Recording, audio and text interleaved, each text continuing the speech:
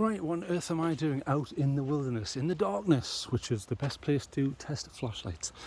Okay, so I am looking at a light by Nextorch. I think I did have a look at some Nextools or something like that, or I did a while back. I don't know if I did a review, but the stuff was okay.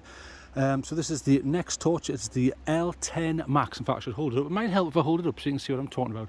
So here it is, L10 MAX. So this is quite special because it's different. Normally I'm having a look at LEDs.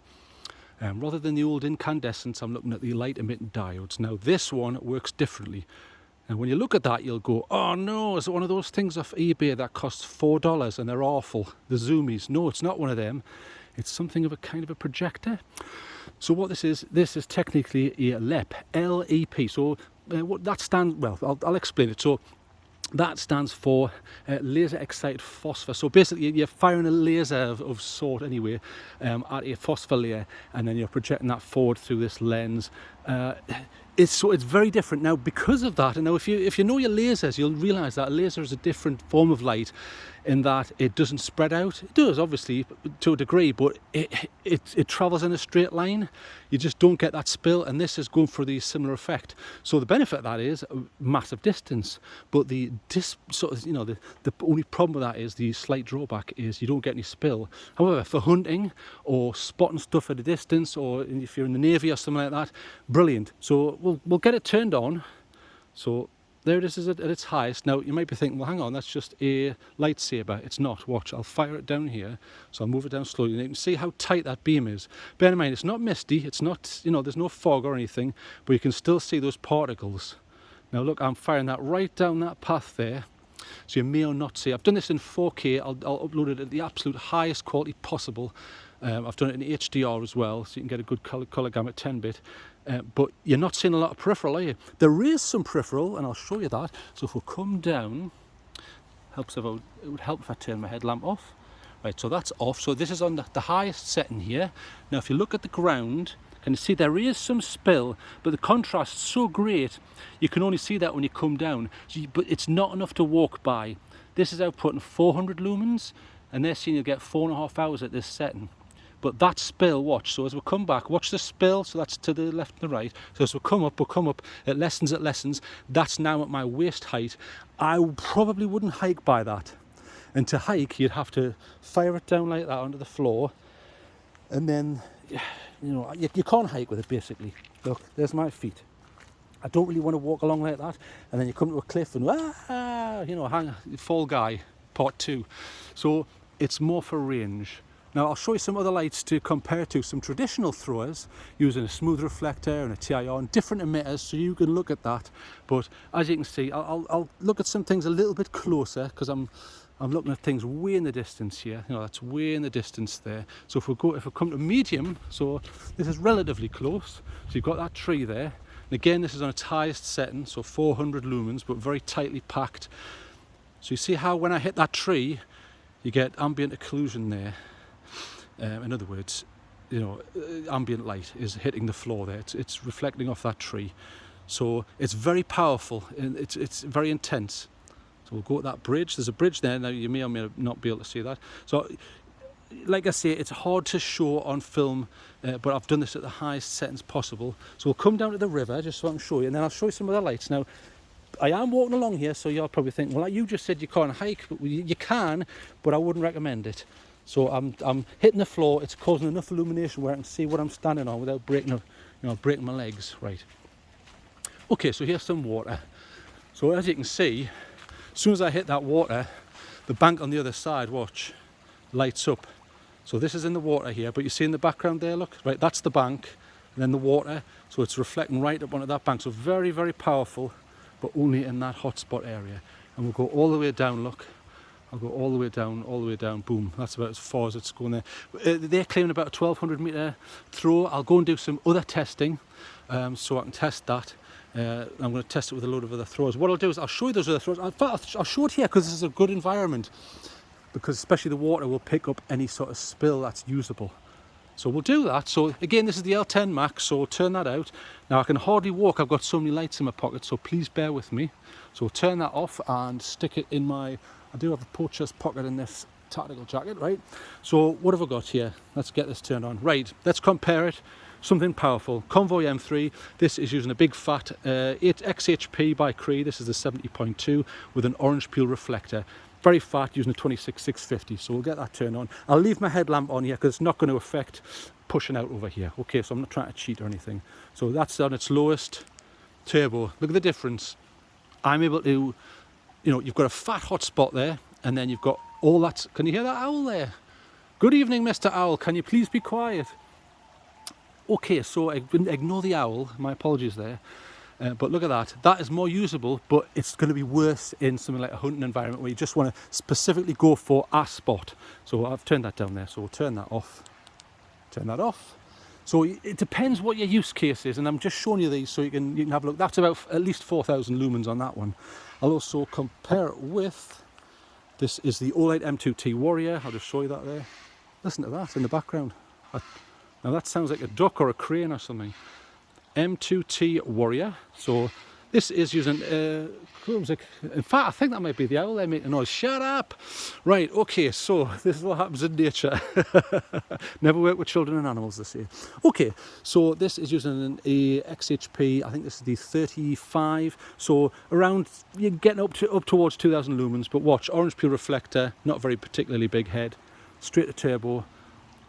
Fat beam, you can see it there. It gets very similar to the last one, not as many lumens obviously, but you know, probably you could argue more usable for hiking. But again, are you going to get the same distance? No, you're not. And are you going to be able to pick a target out perfectly in hunting? Probably not. You can do it if you get eye shine and things like that, but it depends what you're hunting, I suppose. So turn that off. So that's handy. That's got like the tack tail switch on it, which I quite like. It's like the non-mushy one. Got the Oath Keeper, or they were all locked up, the Oath Keepers, weren't they? So we'll call this it's the P18 Pro, isn't it? There you go, Bright Night P18 Pro. So we'll turn that on.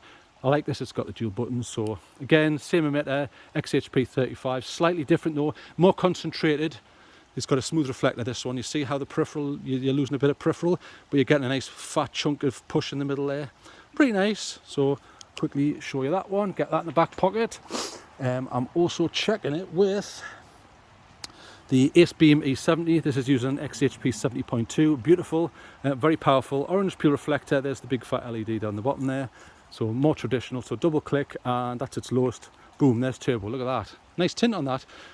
Now, you know, that isn't what I would call a thrower because it's very wide, but that's extremely usable. It's not until I go to the four sides that you lose the extremity there. Very powerful. You'll get stepped down in this using a 21700, but it's a smaller light, but you're not going to get the same level of throw. There's no way you're going to get the same level of throw on this that you are on the L10 MAX. But the L10 MAX is made for something completely different, and it's using a completely different technology. Okay, so what else? Let's look at some more sort of traditional throwers. So here is the Convoy. This is the M21E, I think. Yeah, M21E. There it is there. And there it is with the big fat emitter. Beautiful, very nice. So let's have a look at this. So get that turned on. I think I disengaged the tail. I did, yes. Apologies. Get that turned back on. There it is, lowest. Boom. Pretty nice. Kind of similar to the Oath Keeper there, a little bit. Just in regards to its beam width and things like that. And the fatness in the middle. I would say the fatness in the middle, the spot is slightly wider maybe. But certainly very usable. So get that turned off, because that's not what this is about. This is the first looks of the L10. And I'm also comparing it with a budget one, Sofern IR IF22, I think this is. There you go, IF22A. This is using it's about 2,000 lumens on this. This is the SFT40, not the SFT40, not the SST40. Yeah, that's right. Using a TIR, even though it is a good thrower. So because of SFT40, watch. If I put the tail clip back on, there you go. So that's its lowest. Turbo, boom, very nice. Look at that. So bit of similarity there in the beam. Look how tight that is. Even though it's not a LEP, this is a traditional LED, but it's that thrower, that SFT40, which certainly does an excellent job. I just checked the headlight, which uses the same emitter. But again, it's going to be beaten by the LEP because the LEP is specialising. So do you want to specialise, or do you want a little bit of spill there? Let's look at the floor. Look at the spill level on that. So there it is. I mean, ignore this red. This is coming from the headlamp. But in regards to white light, look. See the width? So as I put that up, you can see it. There's some white light there on the ground. You could, you know, I mean, I wouldn't hike with this, but you could do it. if you want it at a push, but as a specialised light, I think it does an okay job for a budget light. Let's turn that off. Boom. Okay. What else we got before another owl comes out and harasses me?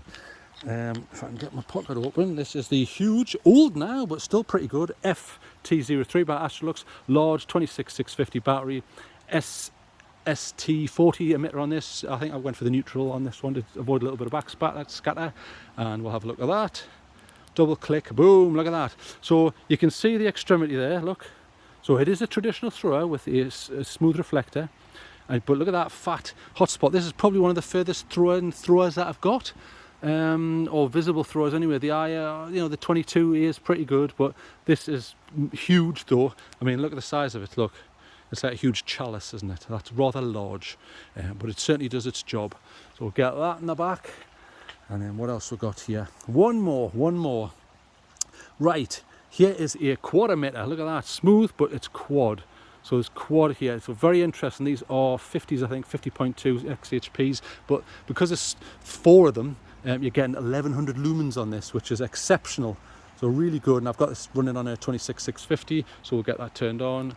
There's its lowest. Watch how floody this is though. You ready? So we'll go to turbo, double click. Boom, that's basically, that's like carrying the sun basically. So what have we got here? So look, this is going to drain your battery rapidly. It's using a hell of a lot of lumens. That's not going to last, it's going to step down. That's just the way it goes. But look at that for width. If you want flood and a bit of throw, I think this is a really good light.